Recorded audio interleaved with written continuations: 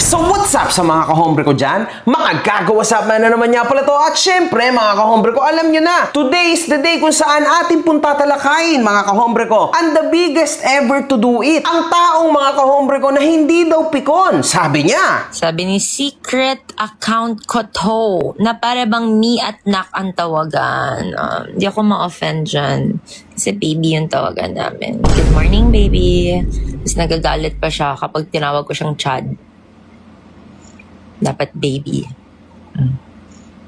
Baby ang tawagan. Ay, sana all. O sasabihin na naman, literal baby kasi mami ka at baby mo siya. Ay, nakaka-offend yun. Baby. Call sign namin, baby. Even in public. Kahit nandyan pa yung coaches niya. Kahit nandyan yung teammates niya. Baby! Grabe naman. Sobra naman pagka-supporter mo niyan. Ngunit, sa kasamaang palad, mga kahombre ko, lahat ng mga involved dito ngayon ay makakasuhan, mga kahombre ko. Siyempre, walang iba, kundi si Apple David, mga kahombre ko. Palakpakan! Ang putang ina niya. Grabe, ang galing, mga kahombre ko. Ang tindi. Sobrang tindi, grabe. Grabe, no? Hinahanap mo ba ako sa Facebook? Napakadali lang yan, mga kahombre ko. Ito ang main Facebook ko. Ito naman, ang bago kong Facebook page na Boss MG. At syempre, kapag gusto mo ng t-shirt ko, which itong mga shirts na ito ay lalabas this coming November, paunahan na lang, message ka lang sa The Biggest Merch.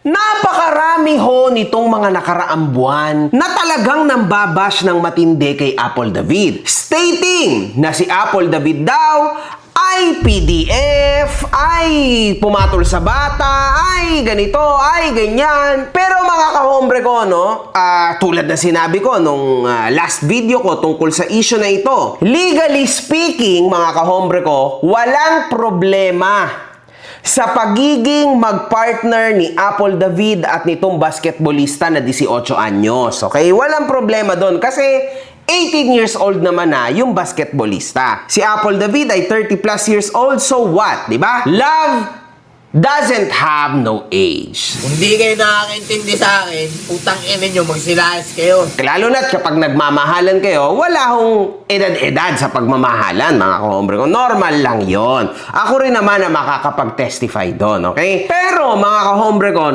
ang haka-haka dito, ang chismis dito, ang questions dito, baka naman noon pa lang na 17 na menor de edad pa lang itong bata o lalaki na ito, ay may relasyon na si Apple David at itong lalaki na ito. Ngunit, wala tayo masyadong supportive documents in regards to that. No? Eh yun nga lang inuulan talaga ng batiko si Apple David dahil sa kanyang relasyon. Pero again, mga kahombre ko, lumalabas na si Apple David ay isang unbothered tita.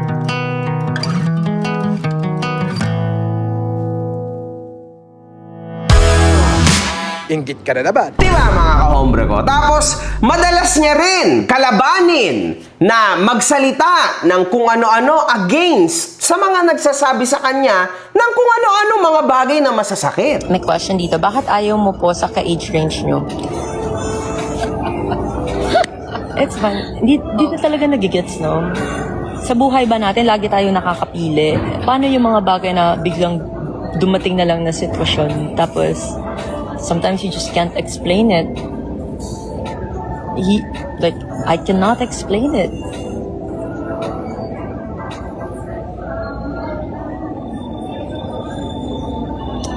So, I guess, kahit anong ingay gawin nyo, kahit paabutin nyo pa sa kabilang universe tong issue, kahit ano pang bashing yun sabihin nyo, saan kayo aabutin yan? Kayo lang yun nasa stress. Kayo lang yun nasa stress. Sige kayo, magmumukha kayong 33. Mas stress kayo, magmumukha kayong 33. Lalo kayong hindi gugustuhin ng younger, a little younger lang. Huwag yun akong tularan na super young. You have a choice not to date an 18-year-old. But I also have a choice to masama bang bigyan ng chance yung nag-click Anong gagawin ko? Nag-click What am I supposed to do? It's basic human decency na lang din. Even frontal lobe is fully developed at mid-20s. What has that have to do?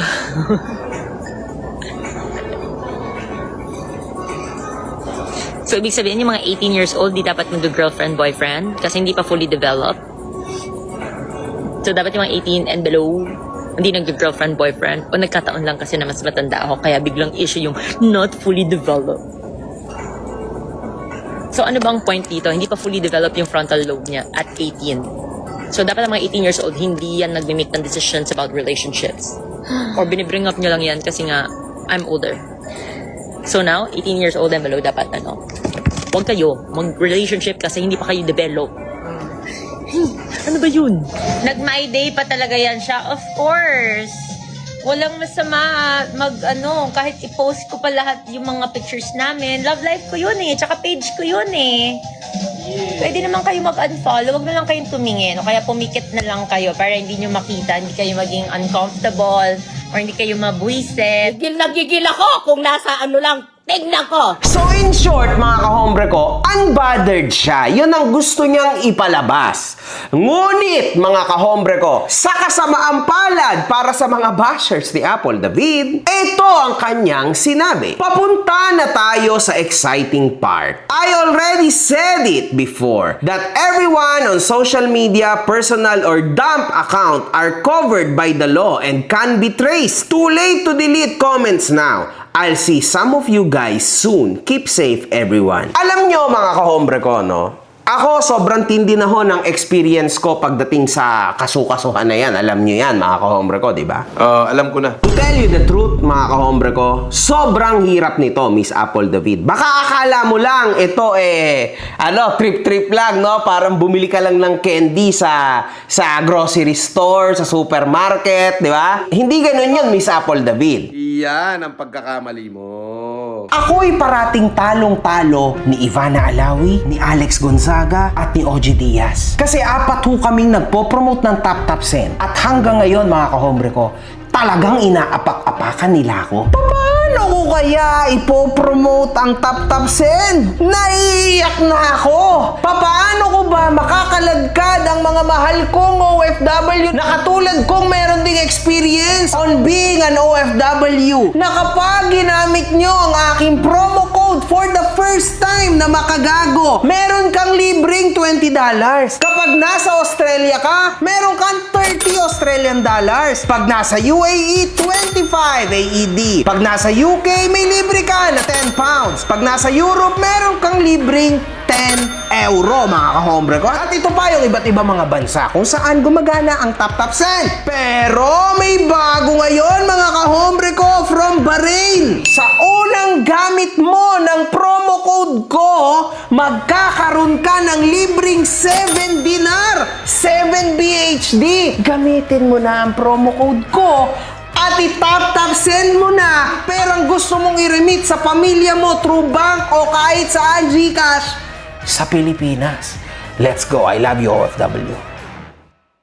Eto, isipin mo, ganito mangyayari. Okay? Magsusulat ka ng complaint affidavit ngayon. Tama, di ba? Yan yung una mong gagawin. Tama, complaint affidavit. Pwedeng oral defamation in relation to cybercrime. Di ba? Sabihin natin na gano'n ang ikinaso mo. Huwag na doon sa video ko kasi actually hindi naman libelous yung video ko. Sabihin na lang natin doon tayo sa realistic, doon tayo sa mga comments, mga kahombre ko, no? Na nagsabi kunwari na si Apple David ay PDF file o si Apple David ay groomer. For example, mga kahombre ko. Yan yung kunwaring comment. Una sa lahat, mga kahombre ko, kapag comment lang at dump account yung gamit, kasi sabi niya dito, dump account, kahit dump account. Hindi ho totoo, mga kahombre ko, na pwede mong kasuhan yung nag-comment ng dump account. Gunggong. First of all, sabi niya, it can be traced. It can be traced. Pero kaya mo bang gumastos ng 100,000 para lang matrace ang isang dump account? Ewan ko lang, mga kahombre ko, ha? Totoo yan. Kasi although CICC would do this, NBI would do this, alam niyo yun, sa PNP, cybercrime would do this, pero who are you for them to do this? Para lang sa gantong kalokohan, they won't even flinch. This won't even matter. Pasensya ka na, Miss Apple David. Ayan yung realidad sa kasuhan. O sabihin na natin na it doesn't matter. Ang daming pera ni Madam Apple David. Gumastos siya ng 1,000,000 piso para sa 10 dump account na kung ano-anong pinagsasabi sa kanya. Na-trace ngayon yung VPN. Na-trace ngayon kung anong gamit na computer. Now, syempre mga kahombre ko, sa isang household, ilan ba ang gumagamit ng computer na yon? Di ba? Anong gagawin ngayon ni Madam Apple David? Wala na to. Kakasuhan niya ba lahat ng members ng pamilya na yon? Kasi syempre mga kahombre ko, hindi naman sila aamin. Di ba? Oh, kadaling sabihin, let's say, hindi computer, hindi sa computer pero sa cellphone. Eh paano na lang kung ang sabihin ng tao na gumawa niya, na nag-status, hindi ako yan. Hiniram lang yung cellphone na yun sa akin nung kaibigan ko. Paano mo ngayon mapapatunayan yun sa sinasabi mong korte? O paano yun mga kahombre ko, di ba? Alangan naman na ang gawin mo, hanapin mo yung oras, hanapin mo yung date, kung kailan, sino nag-post ito. Paano mo ngayon malalaman na siya talaga yon, yung may hawak nung oras at nung araw na yon, nung cellphone na yon? See? Oh, pangatlo mga kahombre ko, ito pa ang pinakamatindi dyan. All the comments na hatred must be authenticated. Kasi hindi ho po pwede mga kahombre ko na tsambahan mo lang ilalatag yan sa prosecutors. Kasi kung ganon, hindi talaga tataas yan. Okay, trust me man. Kunwari mga kahombre ko, o yan nga. Si Apple David ay PDF file at isang groomer. Ayan tao na yan, nag-status or nag-comment ng ganyan. Na-dump account siya. Now, pupunta ka ngayon sa CICC, sa NBI, or sa PNP. Kasi, ipapa-authenticate mo to ngayon. Na nahanap mo, sasabi mo na nahanap mo na itong tao na to, itong may-ari ng dump account na ito, dahil sa ganito, dahil sa ganyan, dahil sa ganito, dahil sa ganyan. It will take you at least 1.5 years to do this. Alam mo yon? At least, to authenticate your documents, it will take or need at least 1.5 years. Real talk yan, mga kahombre ko. Hindi ako nagbibiro. Ayan yung realistic dito, mga kahombre. Sabihin na lang natin na nagawa niya. Aba, ang galing. Ang lalakas ng kanyang pruweba. Tandaan niyo, yung tinatawag na prima facie evidence. Oo, dahil pwede kang magsampa ng kaso kahit walang katotohanan. So, walang nakukulong. Tinanggal na yung probable cause. Iba na ngayon. Kailangan, pag nag-file ka ng kaso with prima facie evidence. Pag sinabing meron ka ng prima facie evidence at tinanggap ng prosecutor, yung ebidensya mo palang sisiguraduhin nila bago nila tanggapin yung kaso na kayang ipakulong yung akusado. Yun. So, naintindihan mo na. Review! Totoo yun, mga kahombre ko. No? Akala lang siguro nating lahat, biru-biruan lang yun. Pero totoo ho yung prima facie evidence, mga kahombre ko. Now, tataas lang yan sa RTC level, mga kahombre ko, kung totoo nga, no? Kung totoo nga na malakas ang mga ebidensya ni Madam Apple. Pero syempre, wag niyong kakalimutan na malamang yung kakasuhan ni Apple David, may, syempre sasagot din yan. Diba? Anyway, sabihin natin na, yan na, okay na. Now, mga kahombre ko, meron ho tayong tinatawag. Sa prosecutor level pa lang to, mga kahombre ko. Actually, mali-mali yung ano niya dito eh. Alam mo yon, halatang wala siyang experience. Kaya sabi niya, are covered by the law and can be traced. So, law, okay, sige, kakasuhan mo sa prosecutors pa lang. Tama? Diba? Sa prosecutors pa lang.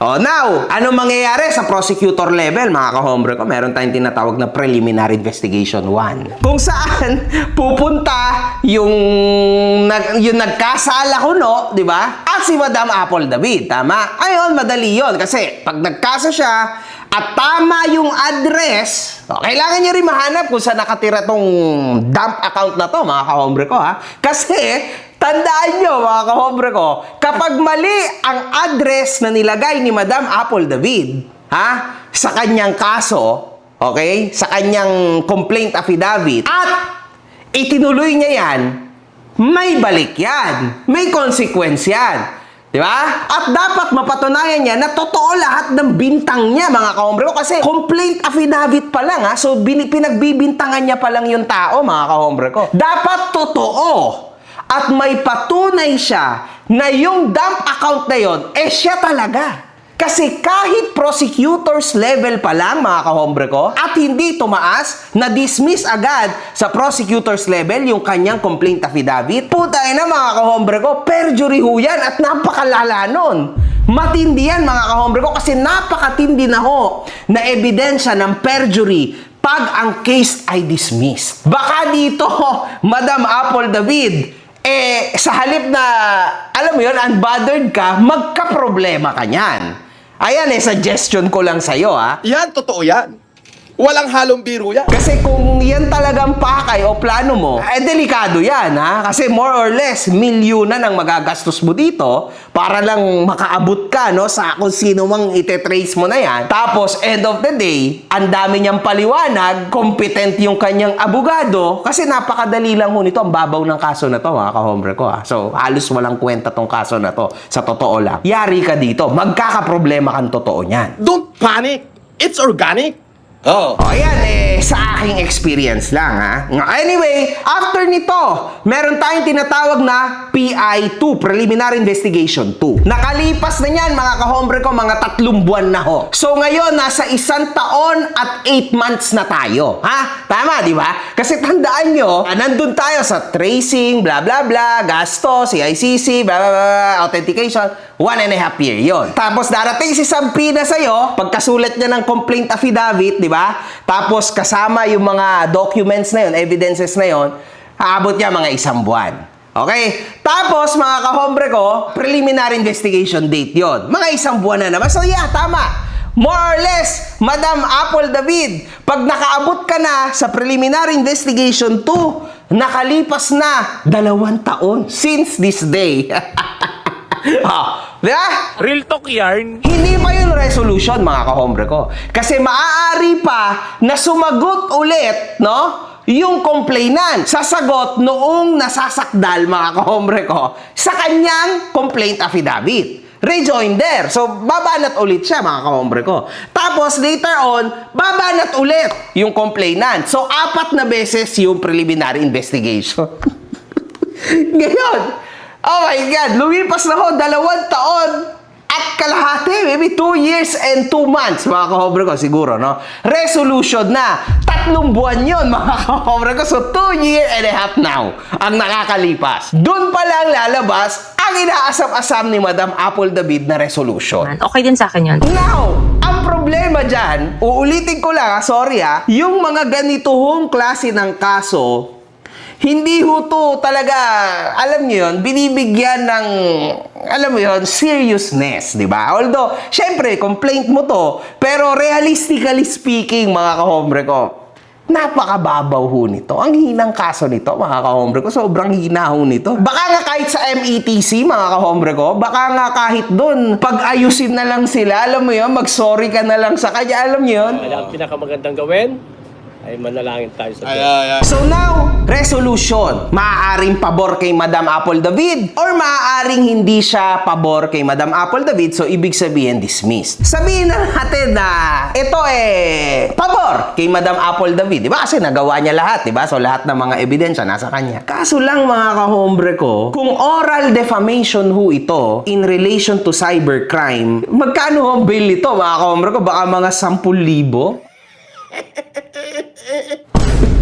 Tapos, yun na. So, makakalaya. Kasi 1 araw lang yan, mga kahombre ko. Mamamagshot, bla bla bla. Makakalaya ngayon. Siyempre, tas ngayon, RTC na. So, lilipason, 3 taon yan, mga kahombre ko. 3 taon na kasi mga 5 buwan ulit yan. Bago yung una nilang arraignment, kung tinatawag. Sa arraignment na yon, mga kahombre ko, doon na sasabihin nung napagbintangan kung siya'y guilty or not guilty.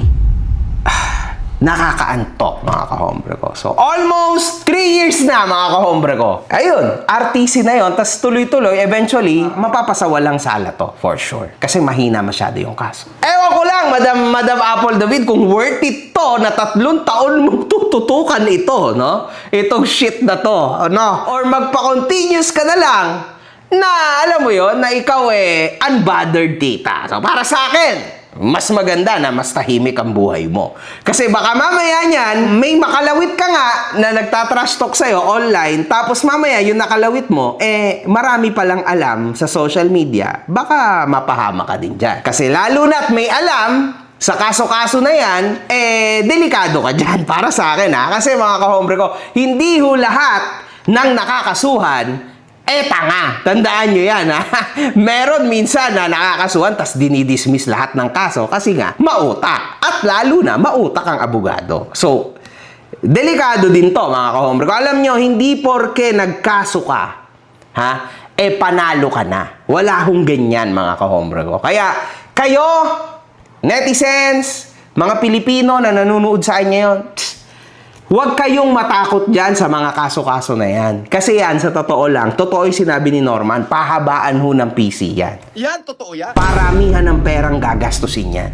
Yun lang yun. Pagka, syempre, malupit yung kalaban mo at talagang sobrang yaman, ang pagdadasal mo na lang doon, tamarin na lang siya. Kasi end of the day, mga kahombre ko, kung 3 taon to, tas arraignment pa lang kayo, then, syempre, somewhere down the line, tatama rin na yung tao. By that time, 36, 37 na si Madam Apple. So, I think she's more mature. Tas, hinaharap niya pa rin tong ganito, itong mga comments na ganito na. I don't know. Anyway, basa tayo ng comments, mga kahombre ko, in regards to this. Hi, Miss Apple.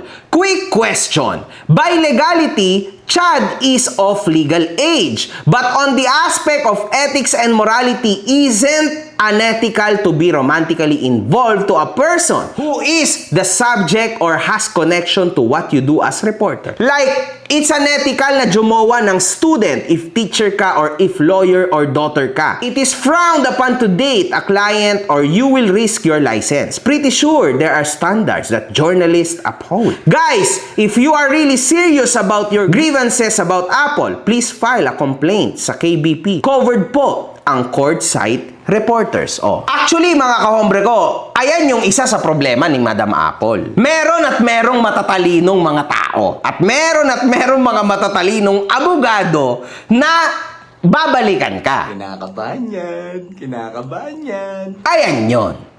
Now, you'll be risking your job and your face. Kasi talagang may balik to, mga kahombre ko. Unfortunately, ganyan ho. Kaya nga si Kulaong hindi nakaisa sa akin, mga kahombre ko, di ba? Kasi binalikan ko ng binalikan. Sabi niya nga, ngayon ho, yung laban namin ni Makagago, ako ho ang unang nagsampa ng kaso sa kanya. Ako ho unang nagsampa, ako ho unang nawaran. kasi bawal ho ang tanga sa kasuhan, mga kahombre ko. Pagka nagkaso ka, dapat sigurado ka. Hindi ka pwede na nagkaso ka ng tsamba lang o ng pang grade 2. Di pang grade 2. Pang grade 2 kung pang grade 2. Di ba? Okay na yun. Pang grade 2 pala eh. Ayos yun. At least, nakapagkaso kahit grade 2. Di ba? Di ba? Yun. Dapat totoong mabigat yan. Kasi pag hindi mabigat yan, babalik yan sa'yo at ikaw yung magkakaproblema. 100% yan, mga kahombre ko, ha. Anyway, real talk lang, ha. Hindi ito usapin na mind your own business o age is just a number. May tinatawag tayong life stages at power dynamics. Isipin nyo, 33 ka na, may established career, matured na ang pag-iisip at madami ng life experiences. Tas pumatol ka sa 18 years old, nakaka-step out pa lang sa pagiging teenager at papasok pa lang sa adult life. Kahit sabihin mo legal age na ang 18 sa papel, globally studied yan na ang utak ng tao, specifically yung prefrontal cortex na nagkokontrol ng decision making, ay hindi pa fully developed until 25. Bakit nagagalit ang tao? Kasi automatic na may malaking imbalance sa relation na yan. Mas madaling ma-manipulate o ma-overwhelm yung mas bata, tapos magte-threaten pa ng legal action at gagamit ng see you soon. Dahil lang pinupuna ng netizen yung issue, calling out an obvious red flag and power imbalance is not cyberbullying. It's basic critical thinking. Kung ginawa mong public ang buhay at relasyon mo, expect people to react, especially when someone feels ethically wrong. Choices have consequences. So makikita natin, mga kahombre ko, na napakatalino ho ng mga tao. So kung ganito yung kakasuhan mo, Miss Apple David, delikado to. Sobrang delikado to. Kasi totoo to, Itong mga banat na to, panglaban na to sa counter affidavit if ever. So, tapos may mga video ka pa. Wala sa qualification. Yun nangyayari sa amin. Malayong-malayo sa grooming. So, wag niyo ipilit. Pero kung gusto niyo ipilit, again, go. Story niyo yan. Kung sa tingin niyo, yun yung case na nangyayari, bakit hindi nyo ireklamo at ipaimbestiga nang malaman nyo din naman, okay din sa akin yun, para maklarify na walang ganun. Gets nyo, mga ka-hombre ko? So, paano ka magkakaso? Nilalabanan, sinasagot-sagot mo din yung mga basher, inaasar mo pa. Man, ano to?